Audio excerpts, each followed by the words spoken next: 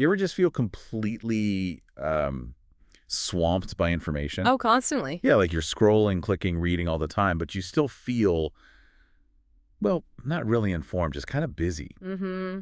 That perpetual motion state. Exactly. It's this like universal human thing, isn't it? This search for clear, meaningful information through all the noise. Really is.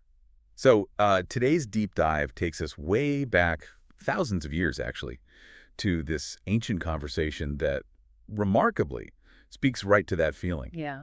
We're diving into the Hemakamāṇavapucchā, specifically verses 1084 to 1087, which you, our listener, actually pointed us towards exploring. And what's really great about this text, I think, is how direct it is. It's not some, abstract treatise. Right. It's a dialogue, very personal, very urgent. You have a seeker asking a fundamental question directly to a teacher. It gives us this rare glimpse into ancient wisdom in a really practical form. Absolutely. So our mission today basically is to follow Hemaka's journey. We start with his initial frustration, with what he'd already heard. Then we look at his incredibly specific question and the equally direct answer he gets. Yeah. And as we unpack this whole exchange, we're hoping to find some surprising insights for your own quest today for understanding and, real clarity. Should be fascinating. Okay, let's unpack this then. Right. So we kick off with Hemaka's first statement. That's verse 1084. And you immediately feel his dissatisfaction. Oh, absolutely. It jumps off the page.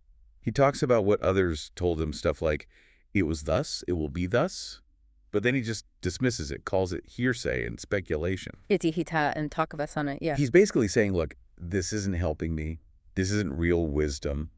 It's quite a strong rejection, isn't it? It really is. And what truly stands out to me here is how Hemaka, thousands of years ago, is already making these distinctions between different kinds of knowledge. Yeah, that's a great point. He's not just complaining vaguely. He's actively rejecting information that lacks, direct experience or clear insight. Stuff based on rumor or just intellectual guesswork. Right, speculation. Exactly. And if we connect that to now, wow, it's not just about, say, checking your sources, though that's crucial, obviously. Hemaka kind of pushes us further. He makes us think about our inner state when we consume information. Are we genuinely seeking clarity?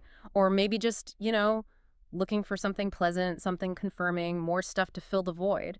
It really raises that question, doesn't it? How often are we just accepting hearsay or speculation without really digging into its value? That's such a key distinction, the why behind our information habit.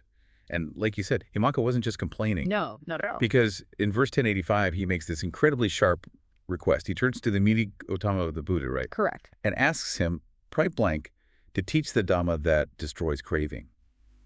Katana. That specific term, yeah. And he adds, so that by understanding this and being mindful, satokara, one can cross over the entanglement in the world. Taralokvisatika. Yeah. He wants out of this. Yeah. This mental stickiness. Precisely. And notice he's not asking for more facts or, a new belief system to adopt. Yeah. He wants a practical path, a way to navigate existence itself. This whole idea of destroying craving and crossing entanglement. It speaks to this really deep human longing, I think, for mental clarity, for freedom from being overwhelmed by attachment. What it really does. I mean, think about it. Our lives today, saturated with information. How often do we feel mentally tangled? All the time. Pulled here and there by notifications, the urge to click one more link. Oh, yeah. The endless scroll. Right. Even when you know it's not really helping you. That feeling of being caught, ensnared, unable to focus, that is the entanglement Hemaka's talking about. Wow. It's just such a relatable human experience, even now. It really is. That feeling of being mentally snagged. Mm-hmm. Yeah. Trying to pull apart all these different threads in your head. So, okay, what's the answer? What does Gautama say back in verse 1086? It's incredibly precise, isn't it?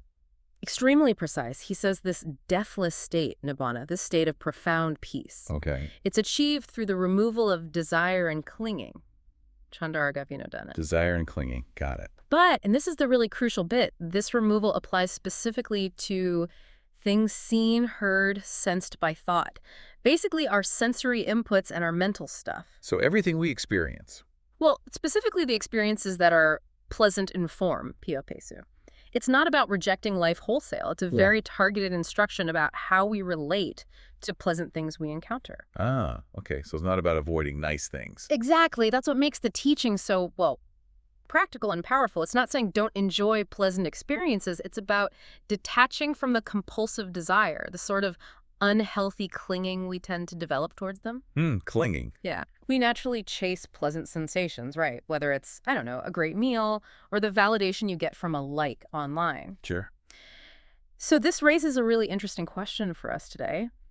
How does this apply to how we consume information? Are we often driven by this sort of unexamined desire and clinging for info that feels pleasant? Or validates what we already think. Exactly. Rather than seeking genuine insight or understanding, even if it's challenging. It's kind of like being able to appreciate a beautiful painting without feeling you have to own it. That's a great analogy. Or seeing a compelling headline without feeling this need to consume every single piece of related content that just confirms it. Not needing to possess it, just experience it. Yeah. Okay. And then, verse 1087. This gives us the outcome, right, for people who get this and actually apply it. Yes. And it's presented as a really powerful promise, something immediate, tangible. It says, those who understand this, who are mindful and seek you, and become extinguished in this very life, Which sounds dramatic, but it means that inner quieting, not literal death. Right, okay. A profound internal calm. These people are described as always fully calmed. Always fully calmed. And it says they have truly crossed over the entanglement in the world. Tinello visatika. So what does this really mean in practice? Imagine that mental quiet, when your mind isn't constantly jumping, chasing the next pleasant hit, the next validating opinion. That's the peace being described, that deep, pervasive tranquility, not in some afterlife, but right here, right now. Wow. Okay, so just to recap a bit, this deep dive into the Hemakamāṇavapucchā, it's shown us Hemaka's journey pretty clearly. Yeah, it's a clear arc. Starts with rejecting that hearsay and speculation, moves to Gautama's very precise teaching, and the desire and clinging, specifically for pleasant things, what we see, hear, think. The pleasant forms. And the result. Yeah. This state of deep inner calm, freedom from that mental entanglement. And this ancient wisdom, it just offers such a potent framework for navigating our own situation, doesn't it? All the information overload, our emotional reactions. That deathless state, Nibbana, it's not about literal immortality. It's about achieving this profound peace, this freedom from the constant pulls of desire that keep us mentally, well, tangled up. Like achieving a kind of mental sovereignty. That's a great way to put it. Mental sovereignty in an age that's basically designed to capture your attention through desire. When you detach from that needing, that craving, you find this deep, really lasting calm.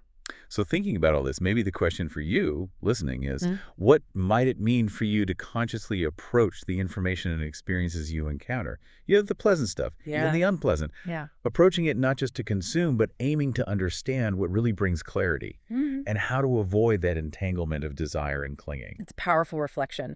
What specific pleasant forms, maybe information, maybe sensations, maybe interactions, are you sometimes getting caught up in? Caught up in ways that keep you from that deep, calming mental quietude that Hemaka was searching for. Something to really think about.